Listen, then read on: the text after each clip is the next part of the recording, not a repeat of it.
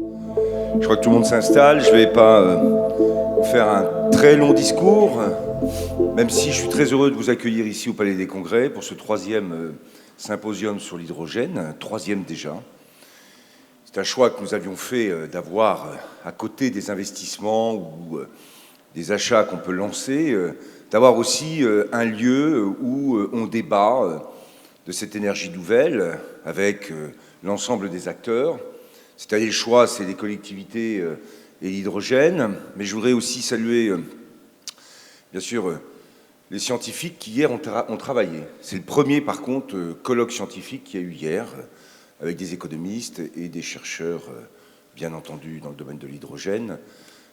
On a au Mans en particulier maintenant un chercheur qui aussi a été primé il n'y a pas très longtemps sur les substituts à trouver aux métaux rares dans les catalyseurs. Et ça, c'est un point très important. Le pari de la recherche est un pari essentiel. Je voudrais saluer bien sûr la présidente de région qui est là ce matin et qui a toujours été fidèle et un soutien important pour ce symposium. Et ça, c'est un point très important.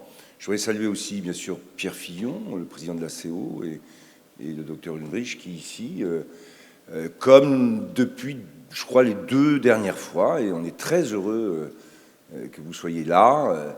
Vous le savez, avec la CO, on travaille avec ce beau projet H24 et des voitures à hydrogène qui courront la course des 24 heures contre les voitures qu'on appelle thermiques maintenant. Et ça, c'est un point aussi très important pour faire du Mans un enjeu de lieu où se cristallisent les grands objectifs liés à l'hydrogène. Je voudrais saluer, bien sûr, le président de cette belle association qui promeut partout l'hydrogène et qui a été fidèle depuis le début. C'est très important que vous soyez là avec l'ensemble de vos équipes. Saluer aussi Véronique Rivron pour le département de la Sarthe, qui, bien sûr, est là aussi pour soutenir cette initiative qui fait 3e édition, qui commence à être connue et reconnue à l'échelle nationale. Et ça, c'est un point très important. Je salue aussi, bien sûr, le secrétaire général de la préfecture, qui est aussi présent, qui représente l'État. On a besoin de l'État pour nous soutenir aussi dans les initiatives que l'on prend. Bon, moi, je ne vais pas allonger le discours, parce que ce qui est important, c'est surtout de se donner les objectifs et le débat. On a fait des choses avec Angers, puisque son vice-président est là. Vous le savez, on a lancé avec Dijon un groupement d'achat pour les bennes à ordures ménagères. Et vous avez vu qu'à l'entrée, il y a une de ces bennes à ordures ménagères. C'est très important que les collectivités soient aussi des acteurs du développement de cette filière. Dans le domaine des achats potentiels, et puis aussi dans le domaine du soutien qu'on doit tous apporter aux universités et à la recherche. Parce que les ruptures technologiques sont les enjeux des 10 ans qui viennent. La réussite de la transition énergétique, j'en suis de plus en plus convaincu, va nécessiter des ruptures technologiques. On n'est pas encore au bout des processus sur lesquels on devra s'appuyer pour pouvoir réussir cette transition, développer l'hydrogène. Voilà ce que je voulais vous dire. Et vous remercier surtout d'être là et vous souhaiter bien sûr les meilleurs débats possibles pour faire avancer la cause de l'hydrogène en France. Merci, Monsieur Le Foll. Vous avez cité Christelle Morancet, la présidente de la région Pays de la Loire. Elle est là et va donc nous rejoindre également.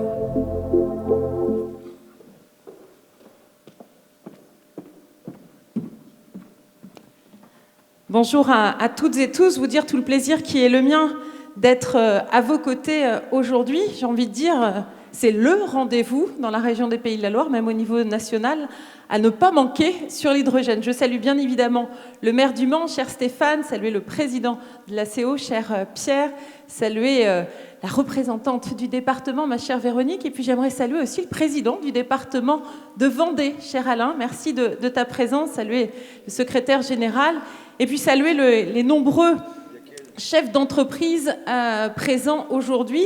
Et j'ai envie de dire, c'est un signe d'optimisme. Et dans ce contexte, ça fait du bien. Ça fait du bien et puis c'est plutôt encourageant. Cette rentrée, j'ai envie de la mettre sous le signe des signes positifs, des signes d'espoir et surtout d'avenir. Et l'avenir, c'est justement préparer les enjeux de demain et notamment ceux de la transition écologique, et notamment sur l'hydrogène. Vous savez, la volonté de la région d'être, volonté on va dire ambitieuse, mais il faut avoir des ambitions, d'être la première région en hydrogène vert. Et je pense qu'on est bien parti. On aura l'occasion, cher Alain, la semaine prochaine, d'inaugurer la première station d'hydrogène vert d'Europe, à Bouin, dans ton département. Et on voit bien que les synergies qui se créent aussi entre les différents départements de la région, entre la Sarthe et la Vendée, il faut encore les accélérer. Et ces enjeux, pour nous, ils sont essentiels, notamment pour les générations à venir. On parle beaucoup de climat en ce moment, et ça passera notamment par la mixité énergétique, et ça passera par l'hydrogène. Alors, notre ambition, bien évidemment, elle doit être collective. Je pense qu'on réussira cette ambition d'être la première région hydrogène si on est tous unis, main dans la main, pour porter cette belle ambition. D'abord, c'est bien évidemment les sites de production avec des stations hydrogène. Donc là, on a enclencher la dynamique, et ça doit être sur l'ensemble des territoires. C'est bien évidemment aussi sur les usages. Et moi, je salue cette initiative entre la ville du Mans et la ville d'Angers à mutualiser pour l'acquisition justement de matériaux au niveau de l'hydrogène. Et j'ai envie de dire, on devrait, et c'est une ambition aussi de la région, à l'initiative du Mans et d'Angers, de lancer pour l'ensemble des collectivités de la région. Parce que souvent, j'ai quelques collectivités qui viennent me voir et disent « Mais nous, on aimerait bien participer à cette ambition qui a été lancée sur le Mans et Angers. » Et c'est vrai que c'est de notre responsabilité d'associer l'ensemble des collectivités. Bien évidemment, sur les mobilités aussi, et en matière de mobilité, la région a une compétence importante. On va lancer une expérimentation sur un transport scolaire qui sera 100% hydrogène.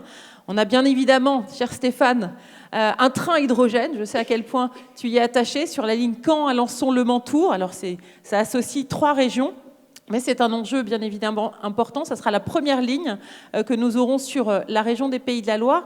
Puis je crois que la thématique cette année, c'est sur le volet fluvial également. Et je pense que la région, avec une façade littorale, a aussi cette ambition, notamment, de porter un bateau hydrogène sur la liaison maritime entre Fromentine et l'Île-Dieu. Donc des belles perspectives, mais je pense qu'il ne faut pas oublier aussi un enjeu très très important qui a été évoqué par le maire, recherche, développement, innovation, l'enseignement supérieur, mais tout le système de formation, je pense, qui est essentiel dans le développement de l'hydrogène de notre région. C'est vraiment créer une filière d'excellence.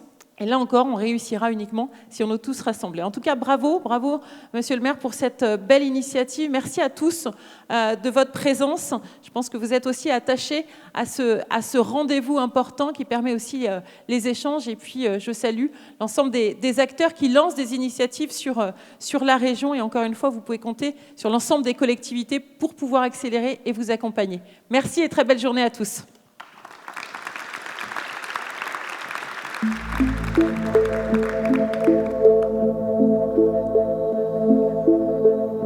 Dans un instant, nous allons rendre hommage à celui qui était le grand témoin de l'édition 2020. Mais auparavant, j'aimerais faire monter à la tribune M. Pierre Fillon, président de l'ACO, l'Automobile Club de l'Ouest.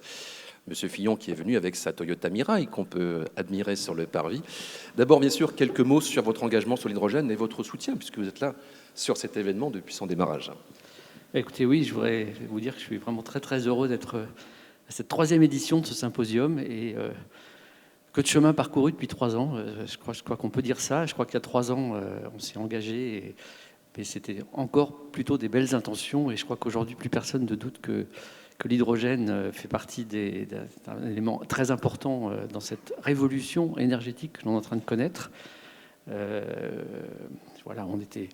Aujourd'hui, quand je vois le programme, quand je vois la teneur des échanges qui nous attendent, je pense qu'on est vraiment dans du concret qui est assumé localement.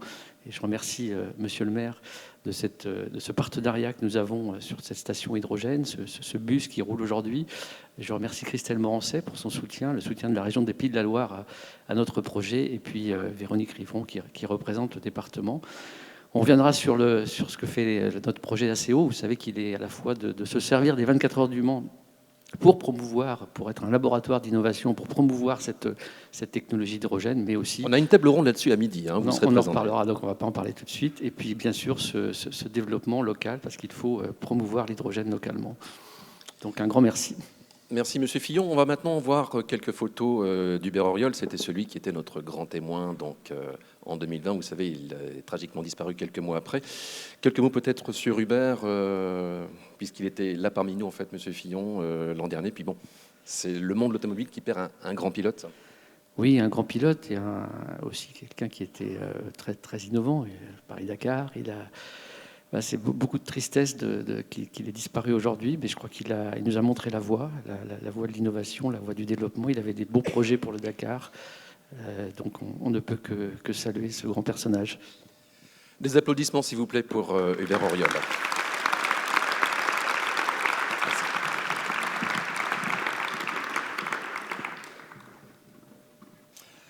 Alors, mon cher Victorien, d'abord, ton parcours en quelques mots, parce que tu es un athlète de haut niveau, un sportif de haut niveau, tu l'es toujours d'ailleurs, parce que c'est sportif, tout ce que tu fais avec tes activités liées à Energy Observer, et puis les raisons de cet engagement, bien sûr, en faveur de l'hydrogène. Oui, alors avant tout, je voudrais tous vous remercier, Monsieur le maire, Madame la Présidente, Mesdames et Messieurs, acteurs de cette filière hydrogène. Voilà, merci pour cet honneur, merci de m'accueillir.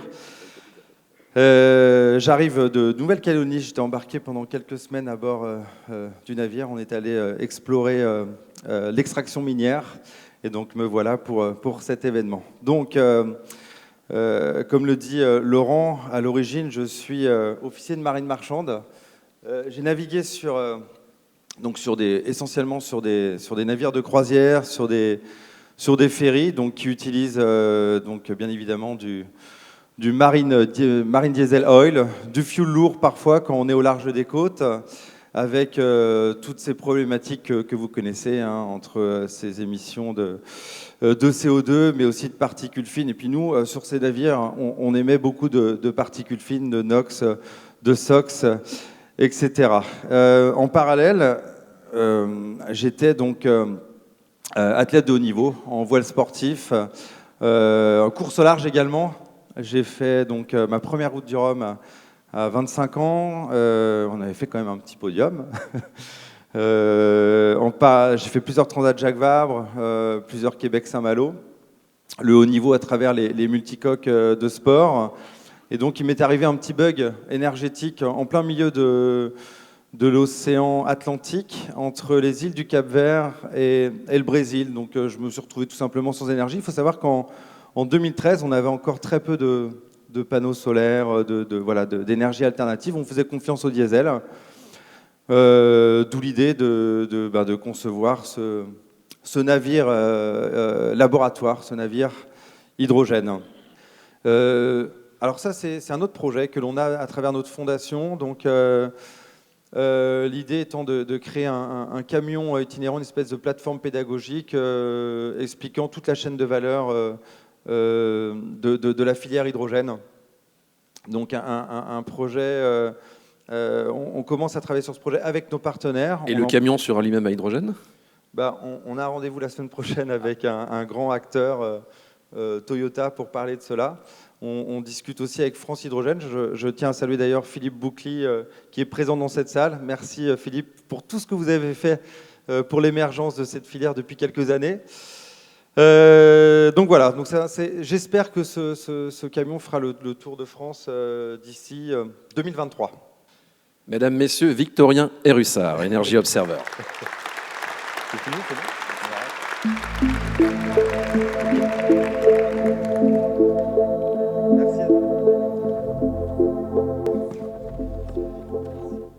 Et on en arrive à la conclusion. Je vais demander à Stéphane Le Foll s'il veut bien nous dire, pour la dernière fois, je vais faire monter sur scène, en quelques mots, sa vision de cette journée. Merci. Ma vision de cette journée, c'est que d'abord, elle a été riche, qu'on s'inscrit dans la continuité et que la prochaine fois, je l'espère, et je le disais à Pierre Fillon, on sera dans une semaine des 24 heures au mois de juin, c'est ce que je pense, et en tout cas on croise les doigts, s'il n'y a pas un variant bêta ou gamma qui arrive d'ici là, c'est en tout cas l'objectif qu'on doit se fixer. Lié, c'est toujours pareil, cette course automobile avec les 24 heures, sa notoriété, avec ce symposium sur l'hydrogène, qui a lui-même maintenant acquis une forme de notoriété, il faut qu'on continue. Je pense que les débats ont été riches. C'est la première fois qu'on aborde à la fois les questions de mobilité routière, fluviale et ferroviaire. Hein. Il nous restera l'aérien, s'il y a une discussion à avoir, sujet qui est abordé aussi, je l'ai vu. Hein. Et peut-être d'ailleurs, j'ai écouté, qui c'est qui disait ça, justement, sur des moteurs thermiques hybrides à l'hydrogène. C'est-à-dire que ce serait peut-être un des éléments les plus simples pour faire voler des avions d'ici peu de temps avec de l'hydrogène. Bon, bref, je m'avance sur des sujets que je ne maîtrise pas assez, mais c'est pour vous dire que l'idée d'échanger sur toutes ces innovations, toutes ces possibilités, et de le faire dans cette espèce de débat très apaisé, et je pense que notre animateur, que vous pouvez applaudir, a cette qualité.